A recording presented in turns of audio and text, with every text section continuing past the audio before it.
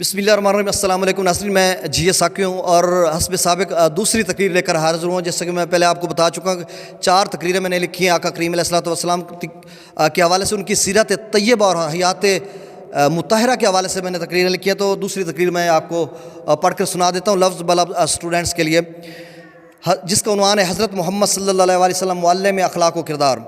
بسم اللہ الرحمن الرحیم۔ حضور آئے تو سر آفرینش پا گئی دنیا، حضور آئے تو سر آفرینش پا گئی دنیا، اندھیروں سے نکل کر روشنی میں آ گئی دنیا، ستے چہروں کا زنگ اترا بجھے چہروں پہ نور آیا، ستے چہروں کا زنگ اترا بجھے چہروں پہ نور آیا، حضور آئے تو انسانوں کو جینے کا شعور آیا۔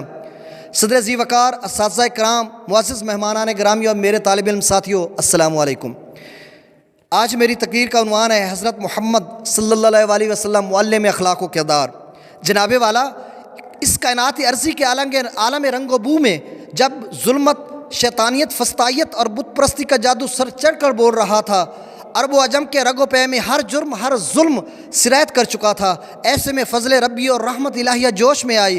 اخلاقی پستی کے شکار معاشرے میں اہلیان عرب و عجم کے فکر و نظر کے تاریک دشت کو درخشندہ و تابناک بنانے کے لیے سراج منیر اور آفتاب رسالت طلوع ہوا، جس نے تاریکی جہالت کے اس دشت کو علم و دانش کی کرنوں سے ذو فشاں کر دیا۔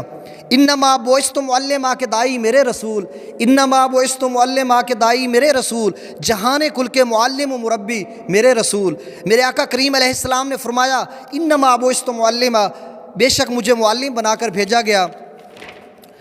صاحب صدر بحیثیت معلم اخلاق و کردار میرے پیارے محمد مصطفیٰ احمد مجتبیٰ صلی اللہ علیہ وسلم نے گمراہ اور بھٹکی انسانیت کو اپنے اوصاف حمیدہ کے ذریعے اخلاق و کردار کا درس دے کر اعلیٰ اقدار کی حامل امت بنایا۔ شہنشاہ عرب و عجم نے فرمایا، انما بعثت لاتمم مکارم الاخلاق، کہ بے شک مجھے اس لیے بھیجا گیا کہ میں اعلیٰ اخلاق کی تکمیل کروں۔ ارشاد باری تعالیٰ، انک لعلی خلق عظیم، بے شک آپ اخلاق عظیم مرتبے پر فائز ہیں۔ میرے حضور عظیم المرتبت کے اخلاق حسنہ سے متاثر ہو کر لوگ مشرف با اسلام ہو جاتے تھے۔ سفر طائف ہو یا گٹھڑی والی بڑھیا کا واقعہ، بیمار بڑھیا کی تیمارداری ہو یا بدو کی کہانی، یا بے لباس یتیم بچے کا قصہ ہو جسے میرے حضور نے چادر رحمت عطا فرمائی، الغرض میرے حضور کے اخلاق نے دشمنوں کو اپنا گرویدہ بنا لیا تھا۔ جناب والا، اگر کردار کی بات کروں تو کردار و گفتار میں میرے حضور تاجدار ختم نبوت بدرجہ اتم فائز ہیں۔ میرے معلم اعظم نے صفحہ کے خستہ چبوترے پر بے سر و سمانی کے عالم میں اپنے اصحاب اور اپنے شاگردوں کی ایسی کردار سازی کی کہ غیر معمولی جرأت و بہادری سے انہوں نے رومی و ایرانی طاقتور سلطنتوں کے غرور خاک میں ملا دیے۔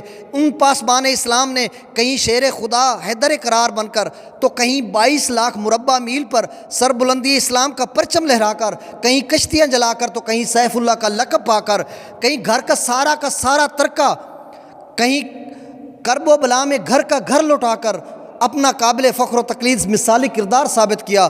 صاحب صدر، مسلم امہ کو درپیش چیلنجز ہوں یا دھرتی پاک میں اخلاقی انحطاط، یہ سب کچھ دین سے دوری اور فکری گمراہی کی وجہ سے ہے۔ ہمارے معاشرے میں کرپشن، رشوت، دھونس دھاندلی، ہمارے ہر جرم اور ہر ظلم پنپ رہا ہے، جھوٹ کی فراوانی اور سچ کا قحط ہے۔ اعلیٰ اقدار کے حامل قوم کس قدر اخلاقی پستی کا شکار ہو چکی ہے۔ صدر ذی احتشام بحیثیت معلم اخلاق و کردار حضور اکرم صلی اللہ علیہ وسلم کی تعلیمات پر عمل پیرا ہو کر، کمالات انسانی پر پہنچ کر ہم اپنی زندگیوں میں انقلاب لا کر مذکورہ مسائل کا خاتمہ کر سکتے ہیں۔ ارشاد ربانی ہے، لقد کان لکم فی رسول اللہ اسوۃ حسنہ، تمہارے لیے اللہ کے رسول میں ایک بہترین نمونہ ہے۔ قصہ مختصر، حضور کی سیرت مطہرہ اور حیات طیبہ ہی نصرت و کامرانی کا ذریعہ ہے۔ ہوں لاکھوں سلام اس آقا پر، بت لاکھوں جس نے توڑ دیے، ہوں لاکھوں سلام اس آقا پر، بت لاکھوں جس نے توڑ دیے، دنیا کو دیا پیغام سکون، طوفانوں کے رخ موڑ دیے۔ اس محسن انسانیت نے کیا کچھ نہ دیا انسانوں کو، دستور دیا، منشور دیا، کئی راہیں دیں، کئی موڑ دیے۔ والسلام۔